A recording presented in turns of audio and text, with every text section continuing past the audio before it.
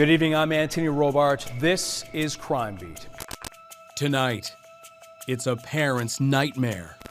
Your 8-year-old daughter doesn't come home from school. This isn't what happens to our kids. Like, where is my daughter? Something was off, something was wrong. How a community is brought together as suspicions and stigma threaten to tear it apart. It's a small community, and then when you're involved in drugs, it's an even smaller community.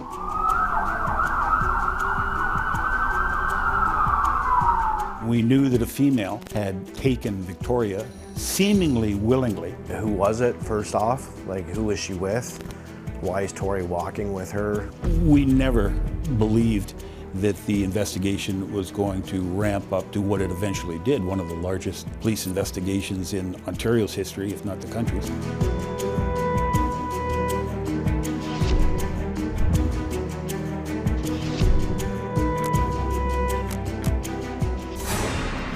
And now, here's Mark Carcassole with the story of Tori Stafford.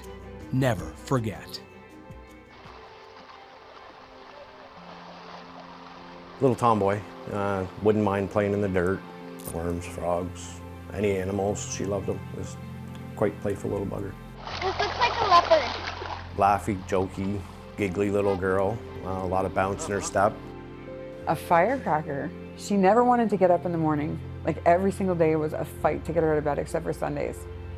My mom took her to church every Sunday, and like Sunday she would get up, 7 a.m., dress on, tights on, hair done. I'm like, how can you not do this on your school days? She was always filthy. Like, I was constantly using baby wipes and like wiping out her face because she always had food all over her face. Like, she just was a little hot mess all the time. But she was just feisty. For 8 years old, it was kind of unbelievable. Like, she just was like an in-your-face presence. There was no ignoring Victoria Stafford. Born in the city of Woodstock, Ontario, Victoria, or Tori Stafford, was a presence, an attention getter, an animal lover. Lay down. Lay down. Look, where's your bed? Tori would have loved him. Oh God, yeah. She had a Shih Tzu. Oh, here, look. Why don't we take this to your bed? He was like her baby. She would come home from school and she'd put her hands out like this and he'd put his paws on her hands and she was, look, Mama, he loves paw massages. But after school on Wednesday, April 8th of 2009, Tori didn't come home. On a typical day, I was back in trying to finish my grade 12, and I spent my day in class doing my lessons and stuff. Tori's parents had divorced when she was 2 years old. Tori and her older brother spent most of their time at their mother's. Their father, Rodney, admits he wasn't always there for his kids in the early years, but he tried to help out when he could. Just before 4 o'clock, I had walked home and had called Tara, my children's mom, and said I was running behind. I was supposed to be picking the children up that night. So she said, okay, Tori hasn't come home from school yet, so that's not a problem. Like, the kids were always home by 3:45. So by 4 o'clock, when they weren't, like, she wasn't home, me and my mom had driven around looking for her. And so there was a police cruiser out front of the school, and me and my mom stopped and talked to that officer. And he said, you need to go to the police station to report her missing. We drove to all of her friends' places. We called her friends. We looked everywhere first. And then we went to the police station at 6. And like, by bedtime, I was losing my mind. It was about 25 after 6 when Tara had notified me that Victoria hadn't made it home from school.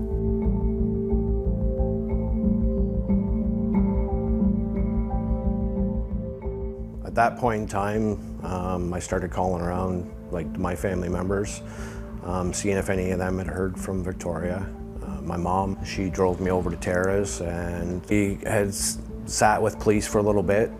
I believe it was shortly after that we went over to my apartment. They had to search my apartment to make sure that Tori wasn't there and just clear that out. And right after that, it was get out on the streets and start searching for Tori. And so did Oxford Community Police, but it soon became apparent to investigators this wasn't the type of missing child case they were used to.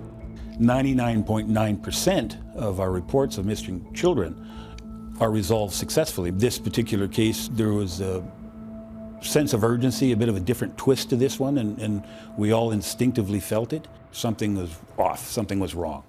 That first night when the sun goes down and your daughter is not at home in her bed, what is going through your mind at that point? At that point, I'm hoping she's either over at a family member's house or at a friend's house, where she has said, you know, maybe she told somebody that she had permission to stay, or just something along that line. I didn't sleep that night. Thursday morning I came downstairs and there was a pile of missing posters on the table. And I lost it. Like, I lost it. I'm like, how can this be happening? Like, this is not what happens in Woodstock. This isn't what happens to our kids. This isn't what happens. Like, where is my daughter?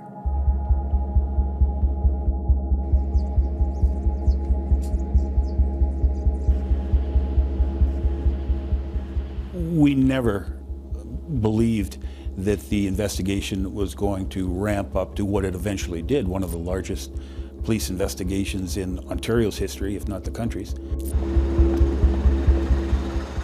We had on-duty and off-duty officers out searching the area for her. Police and emergency services personnel from surrounding regions comb wooded lots and ravines for any sign of the 8-year-old. They fielded over 100 tips so far. And we called out the fire department to assist with that search. Firefighters spent the afternoon searching some of the many wetlands in the area. We ended up calling in the OPP helicopter to help out. Concern is growing tonight as police in Woodstock, Ontario search for a missing 8-year-old girl. Tori Stafford, who also goes by Tori, has not been seen since yesterday. The grade 3 student failed to arrive home after school and she lives only a few blocks away. While police do not suspect foul play, they have not ruled it out. Still some frustration. An Amber Alert wasn't called on Wednesday. Kind of upset about that. They should have been one instantly. As soon as the kid disappeared, there should have been an Amber Alert. My inspector of operations did contact the OPP twice, asked for an Amber Alert to be issued, and was told that no, that our investigation didn't meet the very narrow criteria of the Amber Alert program at that time. A simple way to describe it is if you were to see some young child, you know, forced into a vehicle and left the area right off the bat, that's when you want an Amber Alert. Right off the bat, it's immediate, and you have an absolute belief that a person under the age of 18 has been abducted. What we did is we made sure through our media sources that our community was notified, and we wanted everyone in Woodstock, when they woke up, to know that we were investigating a missing child, an 8-year-old child. What kind of girl is Tori? A smart and intelligent girl. She's so kind-hearted and she would do anything for anybody. She needs to be home with her family and her friends and everybody that loves her. And I'm just begging anybody that has her right now, please, please bring her home. The first break came a day into the investigation. The Thursday, April 9th, officers who had been canvassing the area for video recordings or some type of evidence that would indicate to us what had happened to Victoria. We discovered that very short clip of recording where Victoria was seen being led away from Oliver Stevens School. 100% it is our little girl. Who's the other person? I wish I knew. You can actually see she's skipping along with the person, almost as if she knows them, and that scares me. We knew that a female adult had taken Victoria, seemingly willingly, off her path of going home. But that's all we had at that point. Who was it, first off? Like, who was she with? Why is Tori walking with her so calmly? Coming up, questions that lead to an inferno of scrutiny, criticism, and speculation across Canada. Suspicions that are about to catch up with Tori's own mother.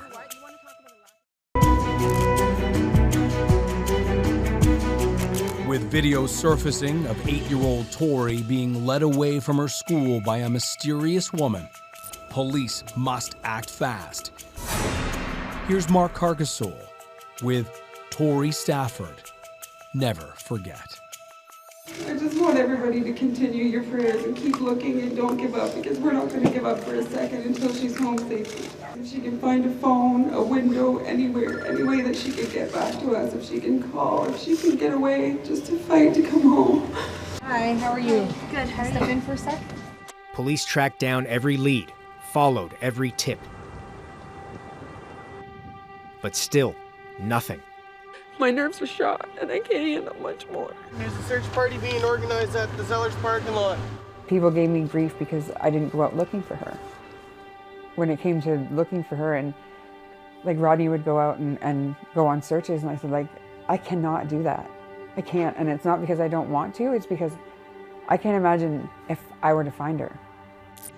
Inside the missing girl's bedroom. Everybody donated all this stuff for Tori when she comes home safe. Her stepdad, James, shows us Tori's Bratz dolls and all of her pretty and pink things. Days turned into weeks with no word from Tori. Tensions were high. Rumors and theories started to circulate about what may have happened. Every possibility and scenario was entertained at some point. And in a situation like that, you find yourself like looking suspiciously at people you've known your entire life. Trying to put a blame so that it would make sense to you. Yeah, like there were even people that were suggesting that the girl in the video was my sister. Yeah. She was too short to be my sister, but you know, that was still circulated out there. Plus she was 5 months pregnant. Tori is missing. Do you think, Rodney, I'm not going to stand here and fight with you about it, okay? You are showing a total lack of support for your daughter. You know what? You want to talk about a lack of support for my daughter. Where the hell were you for the last 9 years? Okay. Where were you for the last 9 years? Check every one of these cameras, every one of these media, every one of those police officers. You've been at them now, but where were you for the last 9 years? I have told them from the beginning. Like, I remember when me and Rodney had gotten into that altercation on the front lawn, and he said, you know, like, the way you're behaving, Tara, like, our daughter's missing. And I said, yeah, like, I know that, Rodney, but do you want me to come out here and give people fake tears? Do you want me to come out here and, you know, it didn't matter if I was smiling, if I was normal, if I was crying, if I, like, didn't matter what I did. Tara kept hearing one rumor in particular, a rumor that she may have been involved in Tori's disappearance. It bothers me to think that people think that I'm capable of something like that, because if they knew me, they would know it's not even possible. How does everybody else not see that that's not me in that video? Like, she's 5'2", I'm 5'9". I used to go on, like, there was Facebook pages like, help convict Tara McDonald of murder. The disappearance was national news. The boom of social media only added to the attention the story was getting and the theories being suggested. But it wasn't just people on Facebook who were growing suspicious. But pleading with the police, like, I would cry and beg, and I'm like, I can't even tell you, like, I don't know how to prove to you that I had nothing to do with this, right? Like, and it went on, like, it didn't stop in the first 3 weeks. Like, it continued through the entire investigation, that they came to my house and told me I was their prime suspect. Rod Freeman denies that Tara was ever a prime suspect. He says there were never any grounds for her arrest and that it was just due process for police to look into everyone in Tori's circle. We had to keep our mind open to a broad array of possibilities at the early stages of the investigation. Tara says police tested her, tried to see if she'd slip up and implicate herself. They thought that they would give me this 1-800 number to share with the public for a ransom. Like, they would put up a reward, and that I would call whoever had Victoria and just everything would fall into place. And I'm like, they even went so far as to show me a Ziploc bag of blonde hair, the same color as Victoria's. And like, how do you claim your innocence when I've done lie detector tests?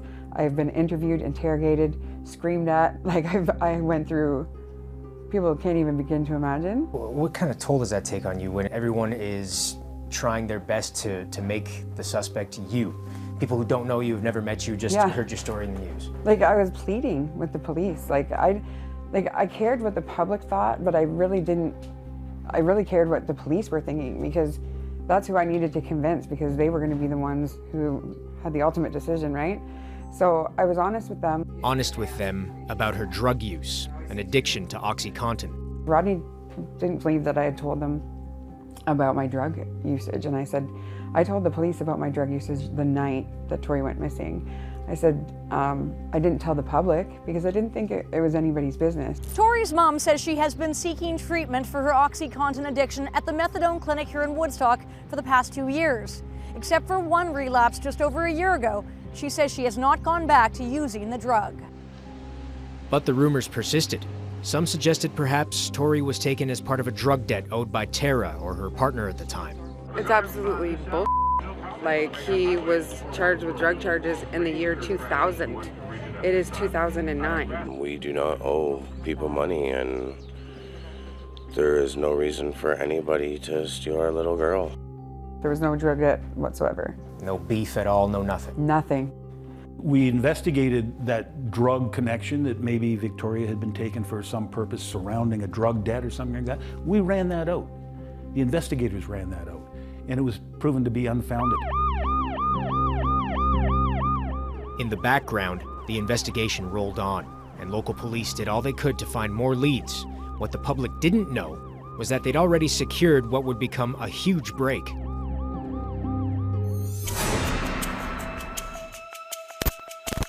Behind the scenes, a woman has been brought into custody. Could she be the one seen leading Tori away? That's after the break.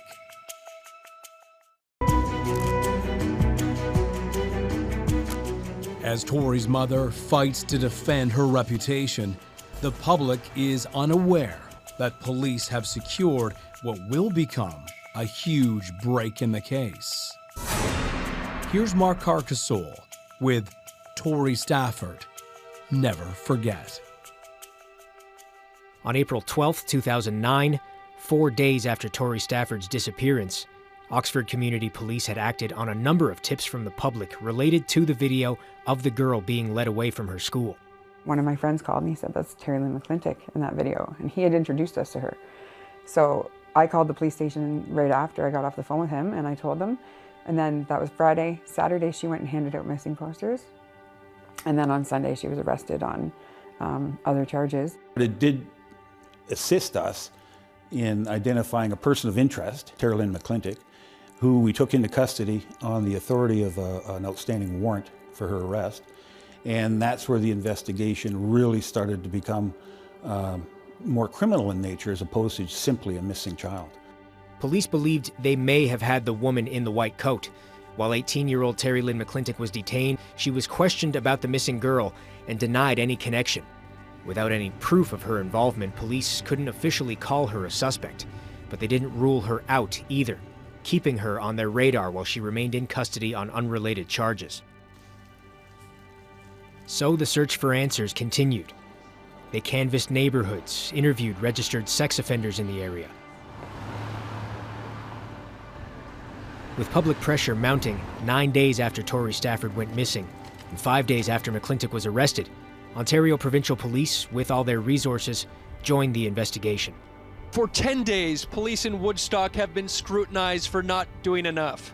Today, in partnership with the OPP, the start of what authorities are calling an intensified search for clues. It was a huge help, and an investigation like this really is beyond the resources of any one police service. And for the first time, investigators publicly announced that they believed Tori had been taken. We're now considering this case a child abduction. It's a new classification in the case, yet a contradiction to earlier police statements that said Tori walked away willingly. Honestly, to me, it's always been an abduction. I don't know, I just want my baby back. Police had a potential suspect in custody, who people had identified as the person in the white jacket leading Tori away from the school. Terri-Lynne McClintic was a mystery to some in Woodstock, but not to Tara and her partner James, Tori's stepfather. You had met Terri-Lynne McClintic before? Yeah, twice. We had met on 2 separate occasions. James had been purchasing pills from her mom, and she was present, and James's best friend had been seeing her at the time. That's how we met her. And her mom and I had discussed breeding our dogs, and that's why my phone number and name was on a piece of paper there. And I wouldn't even say we were acquaintances. Like, in Woodstock, it's a small community, and then when you're involved in drugs, it's an even smaller community. Would she have even known about Tori? Would she have known that you had... No, I never even mentioned that I had children. Like, it wasn't that kind of discussion. Since Terri-Lynne McClintic hadn't been as forthcoming as investigators had hoped, cops now turned their attention to McClintic's boyfriend at the time, Michael Rafferty, who had phoned and visited her while she was in custody. Surveillance video from the detention center shows them talking, hugging, McClintic watching Rafferty as he walks out of the building, following him through a window as he walks outside and away. Rafferty was later interviewed for the first time by police, where he claimed his relationship with McClintic was not serious. Like, would you consider your girlfriend, or? My girlfriend? Yeah. No? Like, has there been anything between you and Terri-Lynne intimately at all? We're friends. Just friends? Okay. So. Have you watched the video? Yeah, I saw it. Okay. What did you think watching that video? Did you recognize anyone at all? No, I didn't recognize anyone, no. Have you ever observed Terri-Lynne wearing any type of certain jackets at all, white jackets? I've seen her, like, she has a long, dressy white one, I think. Yeah. And she has a long, dressy black one. Yeah. Those are like 2 coats that I know. Like, one, they sway in the wind as she walks. Do you recall around the 8th of April, then, what you were doing that day? That Wednesday? I don't know what I was doing. I mean, most of the time I'm just zipping around town or something. That's about it. I didn't even know who Michael Rafferty was. I had no clue who he was. You'd never heard of Terri-Lynne McClintic or Michael Rafferty before? Neither one of them, no. Until late May, more than a month and a half after Tori went missing, McClintic did a full 180. There was lots of speculation as to why she changed her story, but no reason was ever confirmed. There's discussion, like, previous to the day of the event, with Mike saying, "Oh, would you ever kidnap somebody?" We went through a whole thing where, "Oh, you're just talk. You never do it. You're just talk. You're gonna do that today. You're gonna do that today." He had made the comment about young female, so it'd be easy to manipulate. Victoria was pretty much the first younger female that came out.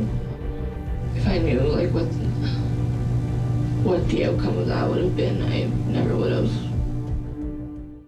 When Victoria was taken from Fife Street here in Woodstock, she was led by Terri-Lynne McClintic to a car about 300 meters up the street where Rafferty was waiting. He had been parked up the street from Oliver Stevens School, waiting for Terri-Lynne McClintic to bring him a victim.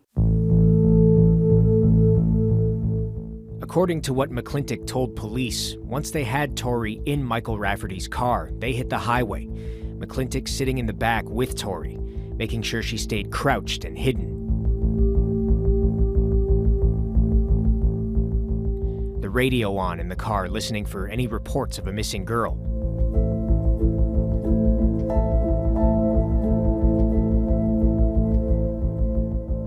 She says they made multiple stops. First, at a Tim Hortons, where she ordered a tea. And then they stopped at a home in Guelph, about an hour's drive from Woodstock, where Rafferty bought Percocet pills. Then a gas station where Rafferty, as seen in this surveillance footage, used an ATM to take out money. Each time, McClintic was left alone in the car with Tori. The next stop was at a neighboring Home Depot, where McClintic says Rafferty sent her inside.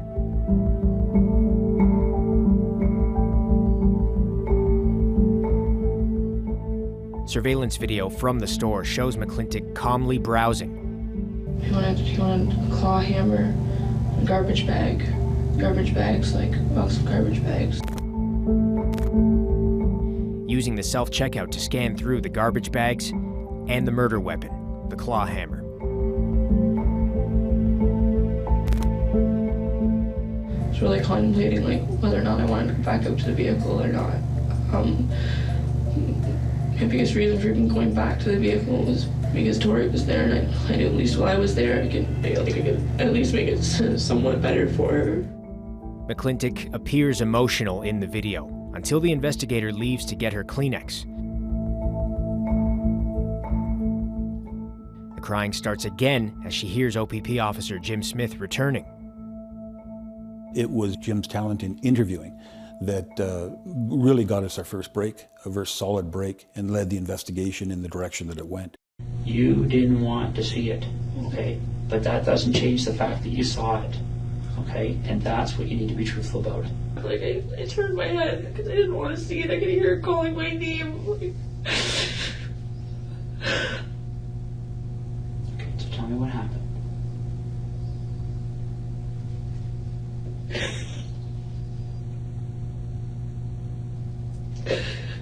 We need to just tear that Band-Aid off, okay? Just tell me what you saw, okay? I seen like you kick her a couple times, like the garbage bag over her head. Used to hammer. Where did he hit her with the hammer? And see the garbage bag over, so there wasn't afterwards. Like, just pretty much what made it easiest. Like he knew what he was doing. Like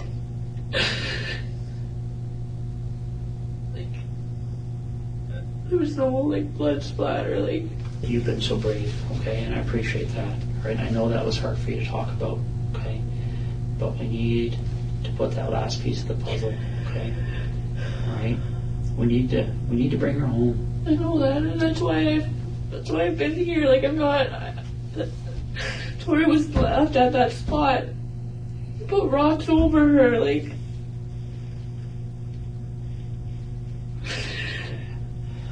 How many rocks did you put over her? Like 3 or 4. I personally held on for every minute of the first 30 days of this investigation that we would find her alive somewhere. And that hope, of course, was dashed after we got admissions from McClintic as to what had transpired, how the crime had occurred, and that Victoria had been left in that farmer's field in garbage bags under a pile of rocks. The confession was what police needed to arrest 28-year-old Michael Rafferty that very night. The charges: kidnapping, sexual assault causing bodily harm, and murder. Everybody back off this van right now. Get off the van now. Come on, guys. That's the only prisoner that has. Rafferty had met McClintic 4 months prior at a local pizza shop. At the time, McClintic's mother told reporters the two were infatuated. My son and I were down in Port Bruce, actually collecting beach glass, and I had got a phone call saying that police wanted to speak with me. There's been some developments in the case, and they didn't specify what. All the way home, it was just like, they found her, they found her, they found her, you know, like, yay, you know. But then to get back to the house, and they had a bunch of people there in the living room, and it was like, okay, I want to hear it, I want to hear it. And the first thing they said was, we have 2 people in custody. And it was just like, yes, okay, you know, and they're both being charged with murder. And it was just like, pardon? Murder? What do you mean murder? One of them has confessed to murdering Victoria, and right then it was just like, okay, yeah, so I've heard it. I still don't believe it. I haven't seen her. To me, this is like one of the hardest times for me was middle of the night, bang on the door, my mom wakes up, you know, it's, Mom, I need to speak to you, you know, it's really important. I've flat out said they had 2 people arrested for Victoria, and what, next word were like, and they've been charged for murder. And just like the look on my mom's face alone was just like, it hurt, because I know she knows what I was going through. Coming up, will investigators finally be able to locate Tori? And what will Michael Rafferty tell police about that fateful day?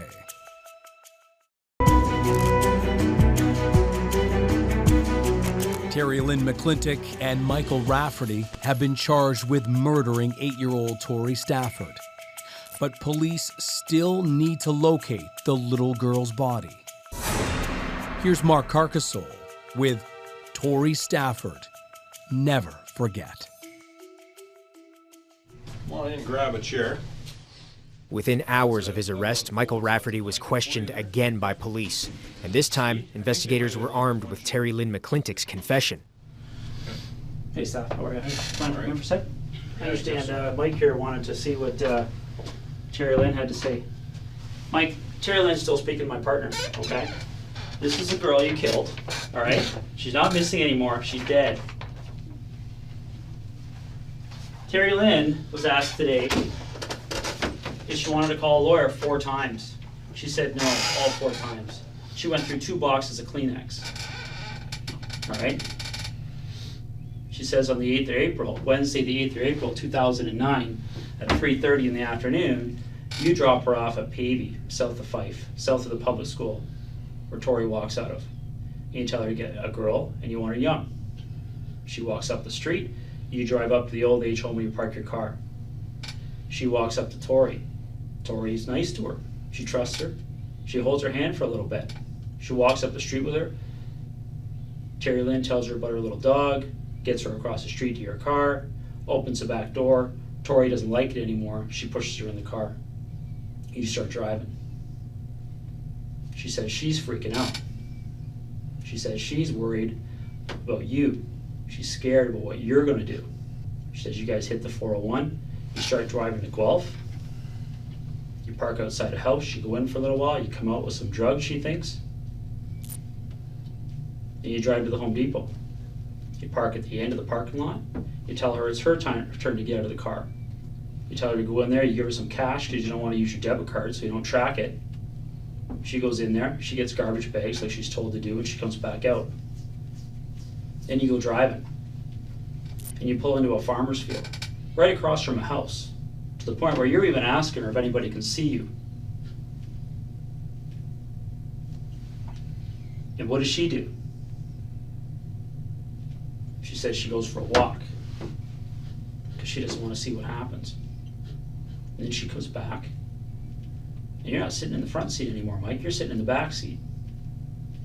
And she's not liking what she sees. So she walks away again. Then she comes back, and you make her hold one of those garbage bags while you put some of your clothes and her jacket and a hammer in the garbage bag. Then you drive to a gas station. She never sees Tori again. You drive to that gas station, you get out, you wash up, you dump the bag. You drive back to Woodstock. Unlike McClintic, Rafferty would not confess. Terri-Lynne's a liar. How old are you, Mike? 28 years old? You want to tell us your side of the story? Get rid of your security blanket and start being a man. Terri-Lynne's full of Well, I didn't do anything. Well, that's not entirely true either. That is entirely true. I didn't do anything. As charges against the 2 accused made their way through the courts, police were determined to find Tori's body.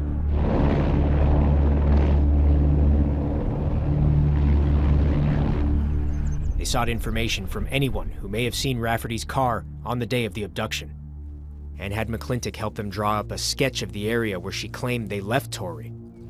With her assistance, they retraced the pair's route out of Woodstock to the final scene.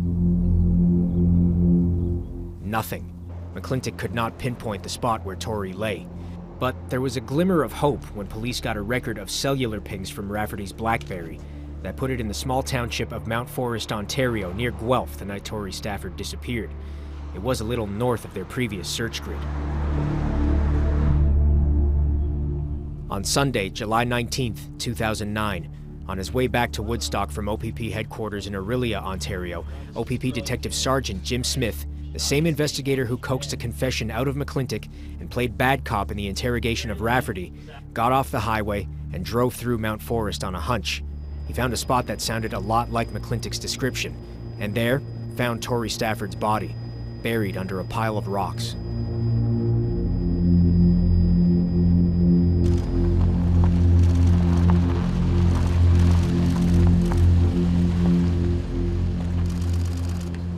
I walked the crime scene and saw what had transpired and where it had transpired. And so it was very difficult. My younger son is the same age as Victoria. And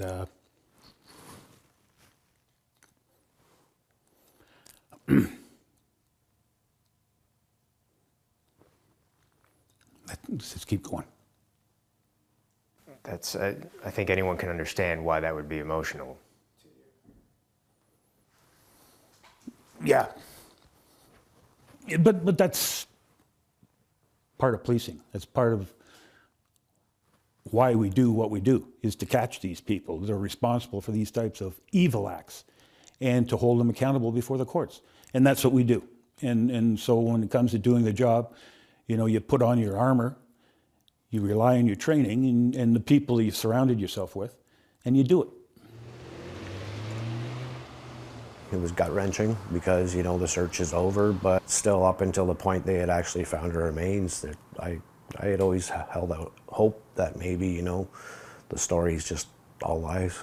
In a morbid sense, it's relief, but she won't be back. So it's just that much more traumatizing as well. The night that the police came to tell me that she had passed away, I was convinced that they were coming to tell me that they had found her alive and well. Like I guess maybe it's a mom can't wrap her head around it. Like I just couldn't fathom the fact that she had passed away, and that I thought I questioned my bond as her mother, because I thought maybe I would have known. Like, wouldn't I have known that she passed away? Like, wouldn't I have felt something? I love you, Tori. I miss you, and I mean, we miss you and always will. I miss seeing you every night. The anguish and guilt that fill the mind of Tori Stafford's 11-year-old brother is unexplainable. I'm your brother, which means that I'm supposed to protect you, but I guess that I didn't. A public memorial to honor Tori's memory, now followed by a private funeral service to bury Tori's remains. Coming up, Tori's family is caught off guard when McClintic suddenly changes her story.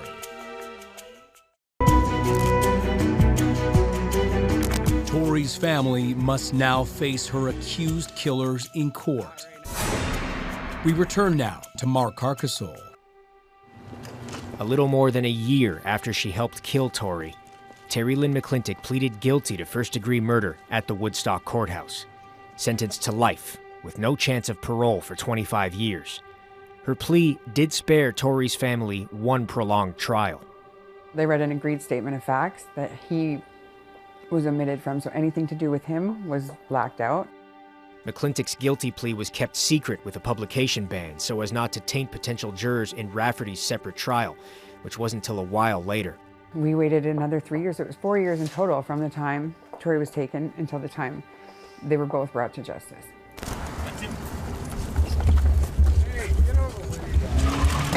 And Rafferty's path would not be so quick. It was now the spring of 2012. It was certainly a remarkable trial. It was, full of publicity, full of public anger, full of condemnation, full of ideas about what should and shouldn't happen. I mean, it's the kind of case that tests the boundaries of how we can provide fair trials in Canada. We try to move things out of jurisdictions if there's enough that you're worried that a person might not get a fair trial there. So in this case, there was a great deal of publicity, but they decided to move it to London, which, in our estimation, wasn't really all that far away. Knowing full well it was the only path to justice, Tori's family did their best to keep their emotions in check. But it wasn't easy watching Rafferty emote in response to certain testimony. We had to come face to face with him, and you'd catch him giving these smug looks, and it just made, I know it made my sons want to jump over the boards and tackle him, but he was so arrogant. Like, he would come into court and they'd give him his tie because he wasn't allowed to have one all the time, and he'd be checking himself out in the glass of the prisoner's box. The most difficult stretch for the family, the 6 days where McClintic took the stand for the Crown, describing every second in excruciating detail of Tori's final hours, from the abduction to the purchase of the hammer and garbage bags to the murder. The only time I actually left the courtroom was the day that the images had come out. You can't prepare yourself. There's no preparing for that. I was just like, is there any way, shape, or form that that I don't have to do this? But at the same time, like I said, Victoria had to go through it. So if she had to go through it, I can sit there and listen to it. It was rather revolting. The whole time you're listening to it, your hate and your rage on the inside just continues to get that much more. I wanted to just snap. So many times I'm just like, I am gonna lose my mind. And I had to keep it together. But on the stand, McClintic changed her story to claim that Rafferty only committed the rape and that she committed the actual murder. She first gave that new account to a counselor in prison just weeks before Rafferty's trial and backed it up in a police interview a day later. It was me that committed the murder and not him. He didn't physically kill her. It wasn't him that killed her. It was me.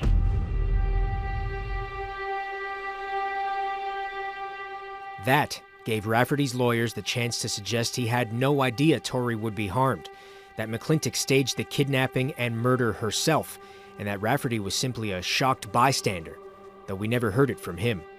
I still believe that to this day that there's a good chance that she was the one who actually selected Tori Stafford and lured her out of there. So that was very much not her testimony, but that was always something that I actually thought during the course of that trial. Rafferty lived totally on the other side of town, and she lived right around there and walked her dog around there. And so maybe it wasn't just Tori being in the wrong place at the wrong time, as we heard, that she might have known from the beginning that that's who she was after. It's either that or a remarkable coincidence. After 2 months, viewing almost 200 pieces of evidence and hearing from more than 60 witnesses, the jury retired to deliberate. McClintic's retelling of the story and the defense's points left some wondering whether there was enough there to prove the intent necessary to convict Rafferty of first-degree murder. It took almost a full day of deliberations before the jury returned its verdict to a hushed courtroom. When that verdict was read in the courtroom, and there was an audible whisper across the entire courtroom of one word, yes.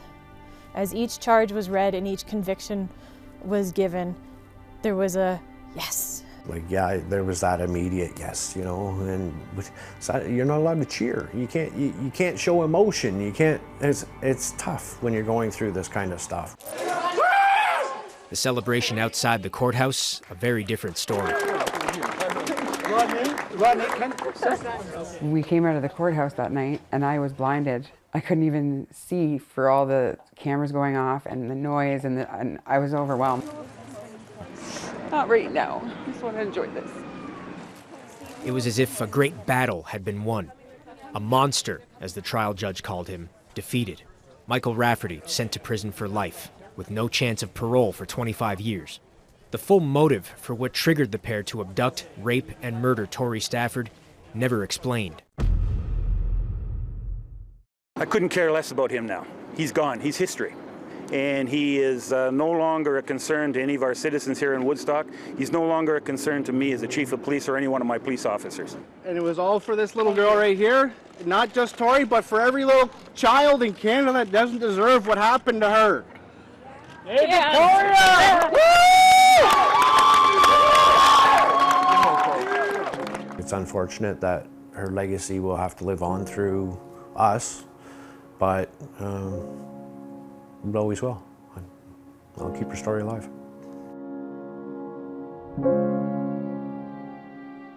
But this would not be the last Tori Stafford's family would see of or hear from Michael Rafferty or Terri-Lynne McClintic. When he looked at me, his last day in court, and he said, if you want the missing pieces, then you can talk to me about it. I was able to ask him about her final hours. Justice for Tori! The injustice of Terri-Lynne being sent to a healing lodge. Send her back! What do we want? Justice! That's next time on Crime Beat. In the conclusion of Tori Stafford, Never Forget. I'm Anthony Robart. Thank you for joining us tonight on Crime Beat.